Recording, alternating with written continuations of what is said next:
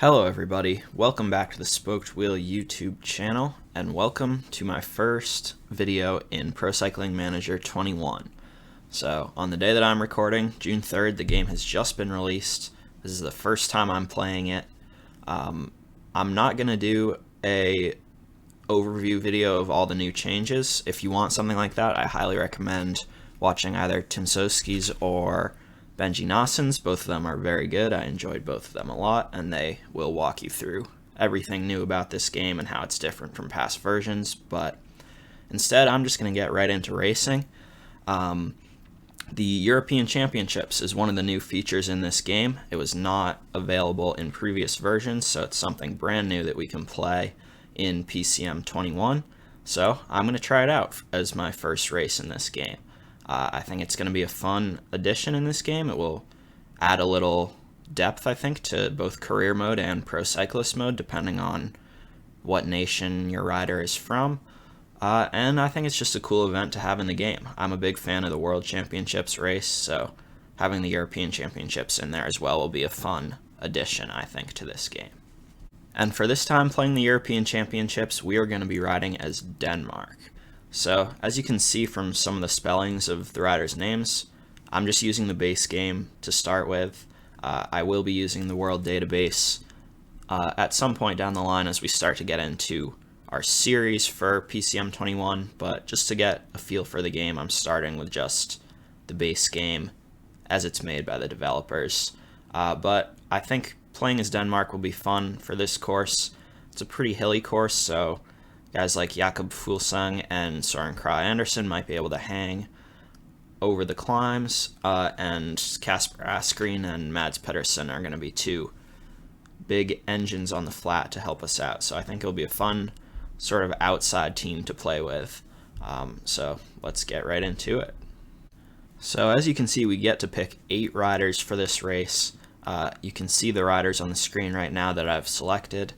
I think Jakob Fuglsang with the hill rating, the 79 hill rating, is probably going to be our best bet at staying with guys like Alaphilippe, Wout van Aert, Mathieu van der Poel over the hills. Søren Kragh Andersen as well might be able to stick there, and he would be a better bet in the sprint. Jonas Vingegaard, I think, can be helpful on the hill section as well. And then everyone else, Pedersen and Asgreen that I mentioned, are going to be sort of in the teammate role to help out our leaders on the flatter sections. We are into the start of the European Championships here. We have our nice uniform for the National Federation of Denmark. Unfortunately, we didn't have too many riders up near the front of the race, so I think Jonas Vingegaard might be our best bet at trying to get into the breakaway, just to have someone up there. So far the move hasn't gone, although a few riders are trying to get away here. If PCM 21 is anything like PCM 20 in terms of forming breakaways, the peloton is pretty selective in terms of who they let up the road. But we're on to an uphill section now, so let's try and attack with Vingegaard to get into the break. And we are at least successfully in a group up the road. I'm not sure whether or not it will stick, but I think it would be helpful to have someone up there at least to support Jakob Fuglsang later on in the race. So hopefully that move with Vingegaard will stick for that purpose.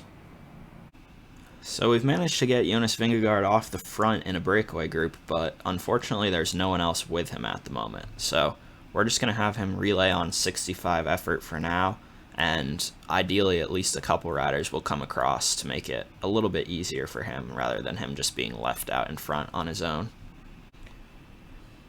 We're making steady progress towards the biggest climb of the day here, and Vingegaard has been joined by 2 riders, Simon Carr and Frederic Figueiredo, so British rider and a Portuguese rider. And we've got a gap of up over 3 minutes now, so it seems like the day's breakaway has indeed been solidified here. So I'm glad that we managed to get a rider up there with Vingegaard. So one of the nice little details that they've added for PCM 21 is that they have a lot more of the real equipment.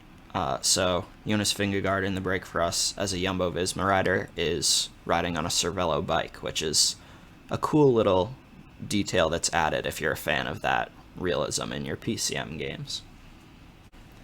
We're on to this circuit of punchy climbs now that takes up the last 100 kilometers with Jonas Vingegaard, so from this point on we're going to have to start being careful with our leaders like Fuglsang, because this is the terrain where guys like Alaphilippe and other punchers looking to win this race are going to try and make their moves. So we got to be careful, and hopefully we can stay with the best guys.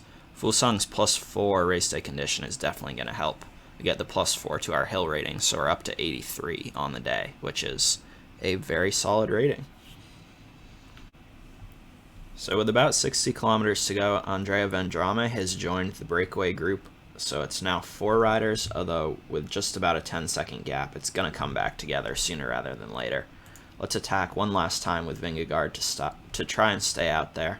Looks like Vendrame is going to come with us, but I think the peloton is going to pretty quickly bring us back, and the real serious guys will start to try and decide the race here as we get towards the last 50 kilometers or so. So, with about 25 kilometers to go, we've managed to get a few of our riders in this group of 61, but if we're going to win with Jakob Fuglsang, we need to get away from a few of these riders who have better sprints. So, we're going to try and use Magnus Cort Nielsen to launch Fuglsang on this second to last climb here. We're going to attack with Jakob out of Magnus Cort Nielsen's wheel. We'll put him back on automatic. Looks like Mohoric and Van Sevenant as well are trying to come with this move, but David Godot also. It's unclear whether or not we're really getting a gap here. At the very least, it looks like the peloton has been slimmed down somewhat, and there goes Julian Alaphilippe counterattacking. That's a big move from him, and he gets a gap. So now in a group of 21, we have Fuglsang and Soren Kragh Andersen only, with Pedersen and Cort Nielsen in the second group. So at this point, I think we start working for Soren Kragh Andersen with Jakob Fuglsang, because Soren Kragh Andersen has the better sprint and probably a better chance of winning this race. So into the final climb here, we've got Soren Kragh Andersen on Jakob Fuglsang's wheel. There go a few of the big names. We're going to try and keep our pace going. We're going 99 effort with Fuglsang. Van der Poel counters that move and gets a bit of a gap. We're just going to keep riding with Fuglsang. Kragh Andersen is doing a nice job of hanging on to his wheel. If we can keep things how they are right now, and Kragh Andersen can recover a little bit in the descent, I think we got a great chance of trying to contest for this win with him, because he does have a very nice sprint for some of the riders that are left here. Van Aert is a concern for sure, but Fuglsang is able to tow Kragh Andersen up over the final climb. Van der Poel with just a gap of 5 seconds at this point, so I'd imagine things will start to come back together. And Fuglsang falls at the worst possible moment, but we luckily still do have Kragh Andersen in this group here. We're going to try and follow the wheel of Van der Poel, I guess, into the final few kilometers, and then we'll try and time our sprint at about 1 kilometer to go.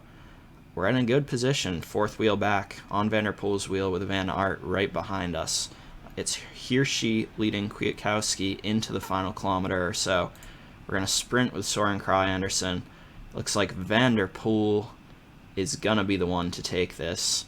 So Mathieu Van der Poel wins the European Championships ahead of Hirschi, Kwiatkowski, Van Aert, Sagan, and then Soren Kragh Andersen. So we get 6th place in the end with Denmark, which isn't too bad of a result, I would say. The sprint was a little bit more downhill than I thought it was going in, so we probably could have sprinted a little bit earlier, but other than that, I think the top 10 is a solid result. So here's the results of the European Championships. 6th place for Soren Kragh Andersen with Denmark. Things might have been a little bit different there if Fuglsang didn't fall in that last downhill section. It would have helped to have the lead out to bring Kragh Andersen right up to sprint from the front, but that's the way it goes sometimes. a little crazy ending to this race. Magnus Cort Nielsen finished 22nd, so decent by him. Mads Pedersen also up there in the top 30. So I think I'd say all things considered, we did pretty well against a tough field in the European Championships. So that's going to be it for this one. Thanks for tuning in. I'll have plenty more PCM 21 stuff to come in the coming days, so if you enjoyed, please consider dropping a subscription so you know when those videos come out. But thanks again for watching. I will see you next time.